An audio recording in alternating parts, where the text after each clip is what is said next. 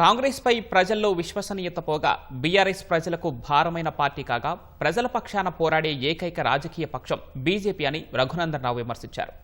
Phone tapping పై SIT అధికారులు పలువురిని ప్రశ్నించడం తప్ప ఫలితం ఎప్పుడొస్తుందని నిలదీశారు. సిట్ వ్యవహారం చూస్తూ ఉంటే కాంగ్రెస్ దర్యాప్తు బృందంగా మారిపోయిందని ఎంపీ రఘునందన్ ఆరోపించారు.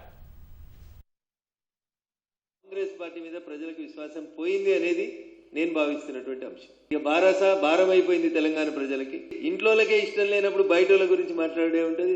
టెక్నికల్ ఎవిడెన్స్ లేకుండా మీరు ఎన్ని గంటలు ప్రశ్నిస్తారు? ఆయా కంపెనీల సీఈఓలను పిలిచి వాళ్ళకు వచ్చిన లెటర్లని మెయిల్లని తీసుకుంటే that will become a technical evidence. ఇలా కొండలరెడ్డి గారికి సిట్ నోటీసులు రేపు హాజరు కావాలి. ఎల్లుండి కొండలరెడ్డి గారి డ్రైవర్ను ప్రశ్నించారు. అవతల ఎల్లుండి రేవంత్ రెడ్డి గారు గన్మెన్ను ప్రశ్నించారు. ఎన్ని రోజులన్నా ఈ ప్రశ్నించుడు? ఫలితం ఎప్పుడు వస్తే చెప్పుండ్రి. కర్త కర్మ క్రియ ఏళ్ళన్నీ ఒక్కదిక్కే చూపెడుతున్నాయి. ఒక్కని పిలిచేందుకు మీకు భయం అవుతుంది. సిట్కి ఇంటి అల్లుని ఫోన్ ఇవ్వడానికి ఇంటి ఆర్డర్ ఇంతకంటే ఫాల్తు పంచాయతీ ఉంటుందా అని అడిగింది బిడ్డ.